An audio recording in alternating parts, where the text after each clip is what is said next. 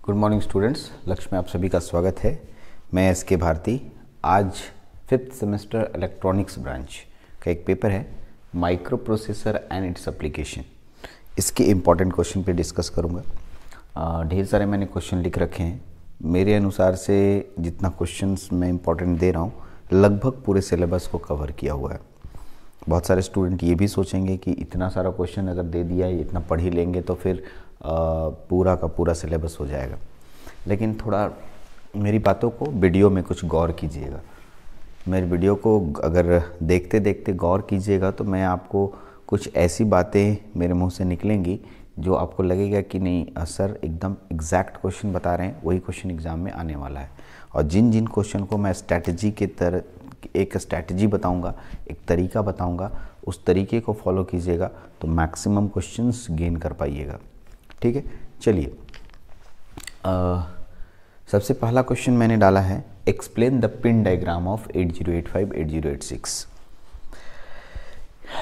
अगर इसको लिखें तो आप ऐसे बोलेंगे, अरे सर दोनों डाल दिए, दोनों में से कौन आएगा? ये मेरे को भी नहीं पता कौन आएगा, लेकिन इतना तय है कि 8085 या 8086 के पिन डायग्राम में एक क्वेश्चन रहेगा। यदि कोई मेरे को कहता है कि सर ये दो चीज़ें आपके पास हैं, अब इन दो चीज़ों में कोई एक आप आएगा, यानी इतना मैं प्रोबेबिलिटी 50% पे ले आया। यानी कहना ये चाह रहा हूँ कि 8085 या 8086 में से कोई एक क्वेश्चन तो एग्ज़ाम में रहेगा ही। ठीक, यानी कि इन दोनों में से यदि एक क्वेश्चन एग्ज़ाम में रहेगा तो हम दोनों याद कर लेंगे। ठीक है, अगर ये कहता कि इतने सारे क्वेश्चन में एक क्वेश्चन रहेगा तब तो ढेर सारे क्वेश्चन याद करने पड़ते। यदि मैं कह रहा हूँ दो क्वेश्चन आप याद कीजिए सिर्फ, और ये दोनों क्वेश्चन याद कीजिएगा तो ये या ये आपके कवर अप हो जाएंगे। ठीक है, इस ध्यान रखेंगे। अगर आप पिन डायग्राम पूरा पढ़ते हैं तो पिन डायग्राम का टोटल पिन याद रहेगा, है ना। कभी कभी घुमा के क्वेश्चन आता है, उसमें से कुछ 10 पिन चुन लेंगे और बोलेंगे इन्हीं 10 पिनों को एक्सप्लेन कीजिए। ये बहुत अच्छा होगा। सभी पिनों को एक्सप्लेन करने की जगह 10 पिन एक्सप्लेन करना आएगा। इसलिए इन दोनों में से कोई एक क्वेश्चन एग्जाम में रहना मस्ट है, एकदम श्योर होगा, रहेगा ही। ठीक, अगला ध्यान दीजिएगा। दूसरा है ब्लॉक डायग्राम ऑफ 8085 8086। ये ब्लॉक डायग्राम क्या है? सर ब्लॉक डायग्राम आप आर्किटेक्चर, इसी में ब्लॉक डायग्राम की जगह किसी किसी किताब में आर्किटेक्चर शब्द यूज करता है। ठीक, तो आप बहुत सारे स्टूडेंट आर्किटेक्चर समझ नहीं पाते हैं। बनावट की बात कर रहा हो, यानी कि अंदर में किस तरीके से बस जो है, वायर्स जो है डिफरेंट सर्किट से जुड़े होते हैं, यानी ब्लॉक्स जुड़े होते हैं। तो ये ब्लॉक डायग्राम की जगह शब्द रहेगा architecture. Explain the architecture of 8085 8086। दोनों के आर्किटेक्चर दिए हुए हैं, दोनों के आर्किटेक्चर को बढ़िया से बनाइए। अगर हमसे आप पूछते हैं कि सर दोनों में किसका ज़्यादा इम्पोर्टेंट है, तो 8085 का। दोनों में 8085 ज़्यादा इम्पोर्टेंट हमको लगता है लेकिन क्योंकि मैं भगवान तो हूँ नहीं, लेकिन मैंने जितना देखा है क्वेश्चनों में 8085 को ज़्यादा वेटेज दिया जाता है, इसलिए आप 8085 ज़्यादातर पढ़िए। ऐसे इन दोनों में कोई एक क्वेश्चन और इन दोनों में कोई एक क्वेश्चन रहेगा ही। तो दो क्वेश्चन तो मैंने एग्जाम में फिक्स कर दिया आपको। 4 क्वेश्चन याद करने पर 2 क्वेश्चन फिक्स हो गया। लेकिन ये दोनों क्वेश्चन बड़ा है, अच्छा खासा सिलेबस को कवर कर लेता है। आपके पूरे सिलेबस का 20% तो यही कवर करता है। ठीक है, यानी कि ब्लॉक डायग्राम पूरा पढ़ लिया और पिन डायग्राम पूरा पढ़ लिया तो अच्छा खासा टॉपिक्स निकल गया। लेकिन हाँ, इतना कठिन भी नहीं है। यदि मेरे लेक्चर्स को देखे होंगे आप, या हमसे जो लाइव क्लास, मेरे से जो ऑफलाइन क्लासेस पढ़ रहे हैं, उसमें मैंने बहुत ही सटीक तरीके से रटवा दिया था। अब आप कितना ध्यान दिए हैं और कितना नहीं याद हो रहा है, फिर भी मौका मिलेगा। भी 1 महीने से ज़्यादा समय है, आराम से इसको ध्यान दीजिए, पढ़िए, समझिए। कहीं प्रॉब्लम होती है हमसे डिस्कस कीजिए। ठीक है, फिर समय निकल जाएगा, फिर आप ज़्यादा से ज़्यादा मेरे को 2-4 बातें बोलेंगे कि सर ने ऐसे नहीं किया, सर ने वैसे नहीं किया, सर ने समझाया नहीं, सर ने छोड़ दिया। बहुत सारी बातें आती हैं। ठीक है, कभी आप ये नहीं सोचिएगा कि सर बहुत दिनों से बोल रहे हैं कि अभी पूछिए पूछिए पूछिए, आप उस चीज़ को पूछ नहीं रहे। चलिए आगे बढ़ते हैं। तीसरा है इंटरप्ट।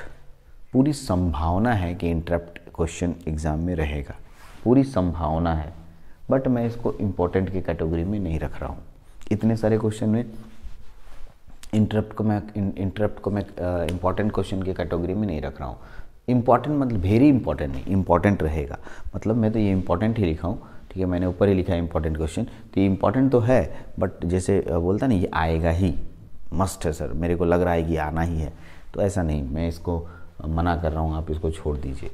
इंस्ट्रक्शन सेट में भी, ये भी दोनों हम बोलेंगे कि इंस्ट्रक्शन सेट में 5 टाइप होते थे, याद कीजिए, data transfer group, arithmetic group, logical group, machine control group और ब्रांच ग्रुप, ठीक है। तो ये 5 जो ग्रुप आपको पढ़ाया गया है, इन 5 ग्रुप को लिखिए और पर्टिकुलरली उसका एक एक एग्जाम्पल दे सकते हैं। नेक्स्ट आते हैं टाइमिंग डायग्राम। बाबू ये VBI है, इम्पॉर्टेंट है, इम्पॉर्टेंट नहीं बहुत इम्पॉर्टेंट है। जैसे मैंने बोला ना कि इन दोनों में से कोई एक आएगा, इन दोनों में से कोई आएगा, मतलब इतना का टाइमिंग डायग्राम में से कोई आएगा। ऐसे मेरे अनुसार से पूछेगा सर इतना इतना टाइमिंग, सबका टाइमिंग डायग्राम तो एक जैसा होता है। यदि टाइमिंग डायग्राम बनाने आता है तो हमको इतना सारा क्वेश्चन देने की ज़रूरत ही नहीं थी, मैंने सिर्फ बोलता कि सबका टाइमिंग डायग्राम पढ़ लो। तो मैं किसी भी तरीके का टाइमिंग डायग्राम बनाने में आपको सक्षम करने के लिए कम से कम इतना टाइमिंग डायग्राम जरूर पढ़ लीजिए। ऐसे ऑपकोड फेच, ठीक है, memory read, memory write, IO read, IO right, ये 5 तो टाइमिंग डायग्राम एकदम अच्छे से बना लीजिएगा, ठीक। तो एक लड़का बोलता 5-5 टाइमिंग डायग्राम क्यों दे रहे हैं, कोई एगो दीजिए ना, कौन सा आ रहा है, ऐसा नहीं यार, एक अगर याद रखोगे ना, अगर आपको स्ट्रैटेजी बताया गया और तरीका समझे होंगे, ये 4 साइकिल का होता है, ये सब 3-3 साइकिल के होते हैं, तो अगर आप एक का जानते हो तो बाकी का डायग्राम भी बना पाओगे और उसके बारे में लिख पाओगे, ठीक। इसलिए टाइमिंग डायग्राम बहुत बहुत बहुत बहुत इंपॉर्टेंट है, आपको याद करना है। सर ये क्या है, इसका भी टाइमिंग डायग्राम बनाने आता था? यस सर, मैंने क्लास में बताया कि ये 4 साइकिल के होते हैं और ये आपके तो कुल मिलाकर के 4+3 7 साइकिल के होते हैं। तो इस तरह के टाइमिंग डायग्राम आप बना सकते हैं, ठीक। आइए, ये 555 टाइमर है। 555 टाइमर के 2 क्वेश्चंस हैं। मेरे को एग्ज़ाम में पूरा उम्मीद है कि क्वेश्चन नंबर 7 आएगा, लेकिन ये भी इम्पोर्टेंट है, ठीक है। ब्लॉक डायग्राम के रूप में पूछ सकता है कि पिन डायग्राम बताइए, 555 टाइमर क्या है, इसका नाम 555 टाइमर क्यों पड़ा, और इसके पिन डायग्राम को बताइए। लेकिन मेरे को पूरा उम्मीद है कि 555 टाइमर का उपयोग, यानी कि इसका ब्लॉक डायग्राम, एग्जाम में कोई पूछेगा कि एक्सप्लेन द ब्लॉक डायग्राम, तो इसी में यूज कीजिएगा, explain the block diagram of 555 timer, ठीक है। तो मैं यहाँ पर ब्लॉक डायग्राम को ही एक्सप्लेन होता है और उसमें एस्टेबल मल्टीवाइब्रेटर की तरह कैसे काम करता है वो बताना होता है, ठीक है। तो दोनों पढ़ लीजिए। मैंने और भी बहुत सारे क्वेश्चन हो सकते थे, बाईस्टेबल छोड़ दिया, मोनोस्टेबल छोड़ दिया, तो वो मैंने आपको, और इसके पूरे न्यूमेरिकल छोड़ दिए। तो ये 2 क्वेश्चन तो कम से कम 555 टाइमर में आप कर ही सकते हैं। इसलिए इन दोनों क्वेश्चन को आप इंपॉर्टेंट की कैटेगरी में ले जाके रखें। 555 टाइमर से 2 ही क्वेश्चन बनाएंगे। अब आइए 8 और 9 पढ़िए। Addressing mode 8085 8086। कसम खा लीजिए कि 8वां और 9वां मरते दम तक इसको नहीं छोड़िएगा, ठीक है। यानी मरते दम तक नहीं छोड़ने का मतलब मरना नहीं है, मतलब इसको बना लेना है, इसको याद कर लेना है। तो एक लड़का बोलता है 80-85 का या 80-86 का, फिर वही कन्फ्यूज़न वहाँ वाला आएगा कि सर कोई एग्ज़ाम में आ सकता है, कोई एक आएगा। जैसे बोले ना, इन दोनों में से कोई एक क्वेश्चन एक आ गया, इसमें से इन दोनों में से कोई एक क्वेश्चन एक आ गया, 2 क्वेश्चन फिक्स हो गया। उसी तरीके से एड्रेसिंग मोड दोनों में से कोई एक रहेगा ही, फिक्स है, किसी एक का एड्रेसिंग मोड आपको एग्ज़ाम में रहेगा ही, ठीक। तो इसलिए दोनों के एड्रेसिंग मोड को अच्छे से याद कीजिए और एग्ज़ाम में कोई एक आएगा तो लिख के आ जाइए, बॉडी एकदम पूरा अच्छे से मिल जाएगा। आइए, ये है ADC डैक। डैक के 2 टाइप्स होते हैं, अच्छा से याद कर लीजिए, और ADC के 5-6 टाइप होते हैं। इसमें से मैं 3 टाइप दिया हूँ, खासकर फ्लैश टाइप, काउंटर टाइप और ड्यूअल स्लोप टाइप। ये 3 ठो को पढ़िए। मेरे अनुसार से इन्हीं 3 टाइप में से कोई एक एक्सप्लेन करने बोलेगा। ऐसे मैंने देखा है क्वेश्चन कि ADC के किसी एक टाइप को एक्सप्लेन करने के लिए कहता है कि कोई एक टाइप अपने मर्जी से, लेकिन अगर नाम लिख के देगा तो आपको इन्हीं तीनों को पढ़ के जाइए। मेरे अनुसार से इन्हीं तीनों में से कोई एक उनमें वो लोग देंगे। एक है फ्लैश टाइप, एक काउंटर टाइप और एक ड्यूअल स्लोप टाइप। लेकिन डैक 2 टाइप के होते हैं, ये दोनों के दोनों को एक्सप्लेन करना है आपको। 2 टाइप के होते हैं, दोनों के दोनों को एक्सप्लेन करना है। चलिए, तो ये तो हो गया। इसमें कुछ न्यूमेरिकल आता है, इस बात को बहुत इंपॉर्टेंटली ध्यान रखना है।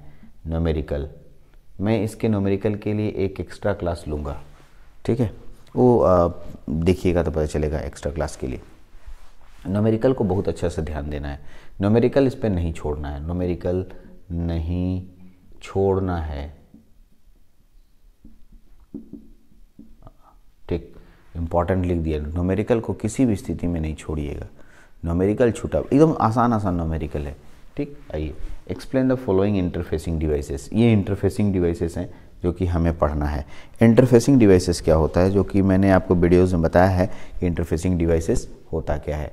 इंटरफेसिंग डिवाइसेस जो माइक्रो प्रोसेसर को डिफरेंट वर्क करने में हेल्प करते हैं, उसे इंटरफेसिंग डिवाइसेस कहते हैं, ठीक है। किसी भी माइक्रो प्रोसेसर को काम करने के लिए आसपास ढेर सारे पेरिफेरल डिवाइसेस कनेक्टेड होते हैं। उसी तरह से ये सब आईसीज हैं जो माइक्रो प्रोसेसर के डिफरेंट वर्क को हेल्प करते हैं, ठीक है। तो 8259, 8257, 8253, 8255 सभी के सभी आए हुए क्वेश्चन है। एग्जाम में कौन आता है इंटरफेसिंग डिवाइसेस, एग्जैक्टली नहीं बताया जा सकता है अब, क्योंकि हर साल देखे हैं कि किसी न किसी एक इंटरफेसिंग डिवाइसेस को अटैच कर दिया है। तो आप सभी को पढ़िए, मैंने एक ठो छोड़ दिया है इसमें, लेकिन इसमें से सभी को आप एक एक बार पढ़िए, सभी के पिन डायग्राम के बारे में, उसके वर्किंग के बारे में और उसके पूरे ऑपरेशंस के बारे में पूरा पढ़िए। मैं इस पर कोई गेस नहीं करूँगा, ये पाँचों चारों में से कोई एक आएगा तो आप इसको पूरा पढ़िए, ठीक, इसलिए इस पर कोई गेस नहीं। हाँ, ये इस पर आएगा लिखने के लिए मोटरोला 68000 और जाइलोग 80, ठीक है। बहुत सारे स्टूडेंट का है कि ये नहीं मिला है, तो मैं दे देता हूँ, इसका वीडियोस में मैं बना के दे देता हूँ या फिर मैं नोट्स बना के दे देता हूँ अच्छे से। हाँ, ये इम्पॉर्टेंट है प्रोग्राम, देखिए मैंने लिखा है प्रोग्राम। ये मैंने जितने प्रोग्राम दिए हैं, कम से कम इतना प्रोग्राम तो आप पढ़ के जाएं, बाकी इसके बाद प्रोग्राम और आने की संभावना हो सकती है। प्रोग्राम एक अथाह समुद्र है, कभी उसको ख़त्म नहीं किया जा सकता है। आप बोलिएगा कि हमने इतना प्रोग्राम पढ़ लिया, इससे आ जाएगा, तो ऐसा कहीं नहीं है, ठीक है। लेकिन आप लोग का जो क्वेश्चन बैंक मैंने देखा है, उसको देखने के बाद मैंने जो 2-4 प्रोग्राम को देखा कि बार बार आ रहे हैं, उन प्रोग्राम के आधार पर मैंने ये 3-4 प्रोग्राम को लिख रखा है। लेकिन फिर से हिदायत दे रहा हूँ, प्रोग्राम गेस करने लायक कोई क्वेश्चन नहीं है। प्रोग्राम गेस करने लायक कोई क्वेश्चन नहीं है, प्रोग्राम प्रैक्टिस करने लायक क्वेश्चन है। प्रोग्राम जितना ज़्यादा प्रैक्टिस कीजिएगा उतना बेहतर होगा, ठीक है। इसलिए प्रोग्राम का कोई गेस क्वेश्चन मैं नहीं दे रहा हूँ, इस पे दावा भी नहीं कर रहा हूँ, लेकिन मैं अपने एक्सपीरियंस के आधार पर ये कुछ क्वेश्चनों को मैंने मेंशन किया। कम से कम इतने मेन छोटे छोटे प्रोग्राम को ज़रूर करके जाएं, या मैंने जो नोट्स कॉपी में प्रोग्राम छोटे छोटे बताएं, एक्सचेंज वाला, एक मेमोरी से दूसरे मेमोरी में ट्रांसफ़र करने वाला, इन सब को मत छोड़िएगा। बाकी बड़ा प्रोग्राम आ गया, नहीं बन रहा है, तो ये तो थोड़ा सा प्रॉब्लम होता है, क्योंकि प्रोग्राम हम लोग ऑफलाइन क्लासेस में ढंग से किए नहीं, और ऑनलाइन क्लासेस में भी हम लोग अच्छे से नहीं ध्यान देते हैं। ऑनलाइन क्लासेस मजबूरी की क्लासेस है मेरे अनुसार से, वो पढ़ लिया चलो, क्योंकि आपको क्या समझ में आ रहा है क्या नहीं आ रहा है मेरे को पता नहीं चल पाता है। इसलिए बड़े बड़े प्रोग्राम तब समझ पाएंगे जब उसमें पूरा थोड़ा समय देंगे। तो बड़े प्रोग्राम्स को, ठीक है, मैं नहीं डाला हूँ, छोटे छोटे प्रोग्राम को डाला हूँ। लास्ट क्वेश्चन है, right the application of micro processor. ये इंपॉर्टेंट है, एप्लीकेशन ऑफ माइक्रो प्रोसेसर। चलिए कुछ बातें और क्लियर कर दे रहा हूँ। अगर आप ब्लॉक डायग्राम पे जाते हैं, ध्यान से सुनेंगे, ब्लॉक डायग्राम यानी आर्किटेक्चर पे, तो 8085 मैंने आपको बोला, इसमें कुछ इंपॉर्टेंट टर्म्स हैं 8085 के अंदर, उसको ध्यान रखिएगा। क्या क्या टर्म्स आप याद रखेंगे और किस पे ज़्यादा फोकस करेंगे? फ्लैग, किस पे? फ्लैग। कुछ हो नहीं हो, फ्लैग ज़रूर पढ़िएगा, फ्लैग को पूरा डिटेल स्टडी, फ्लैग। उसके बाद पीसी मतलब प्रोग्राम काउंटर, पीसी मतलब प्रोग्राम काउंटर। एसपी मतलब स्टैक पॉइंटर, यानी 8085 के ब्लॉक डायग्राम में से कम इन 3 ब्लॉक को डिटेल स्टडी कीजिएगा। चलिए आइए इसी में बोलता है एक्सप्लेन द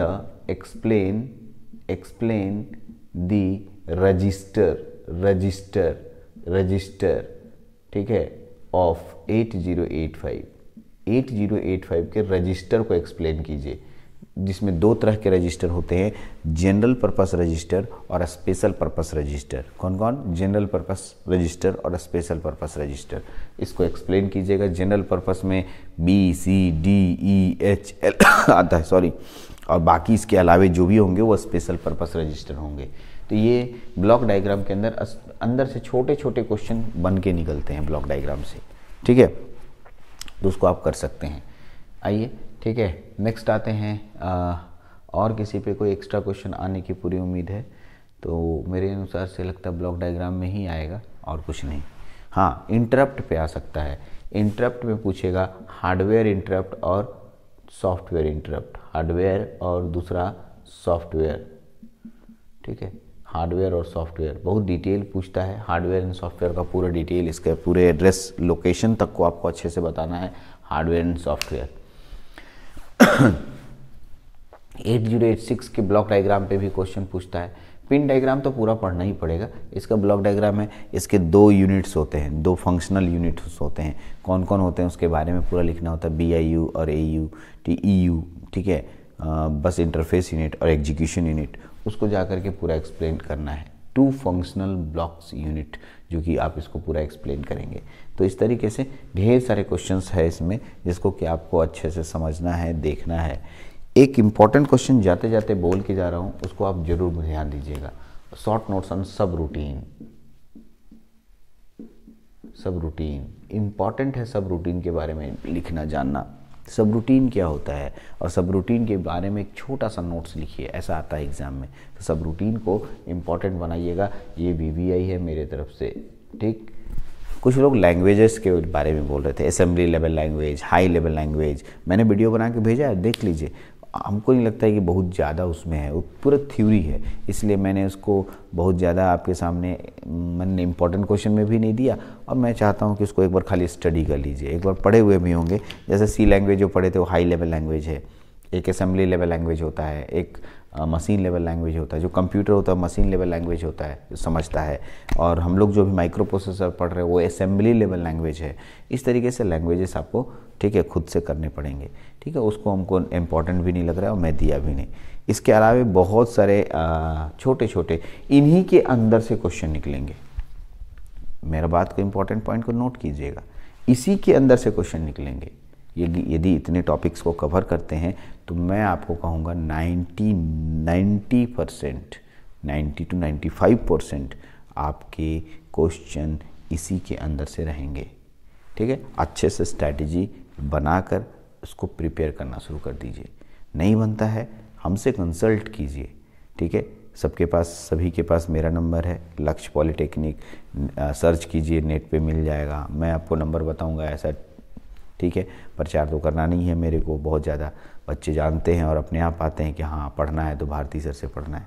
ठीक है, बाकी आपकी मर्जी। ठीक है, चलिए तो इसको पूरा देख लीजिए। बहुत सारे लोगों का डिमांड था कि सर आप माइक्रो प्रोसेसर एप्लीकेशन पे ऑब्जेक्टिव क्वेश्चन, इंपॉर्टेंट क्वेश्चन बनाइए। ऑब्जेक्टिव क्वेश्चंस पे भी बनेगा, यदि समय हम लोगों को मिल जाता है तो ऑब्जेक्टिव क्वेश्चंस पे बात करेंगे। चलिए तो इस वीडियो में इतना ही रखते हैं, नेक्स्ट वीडियो में फिर से मिलेंगे। Thank you very much.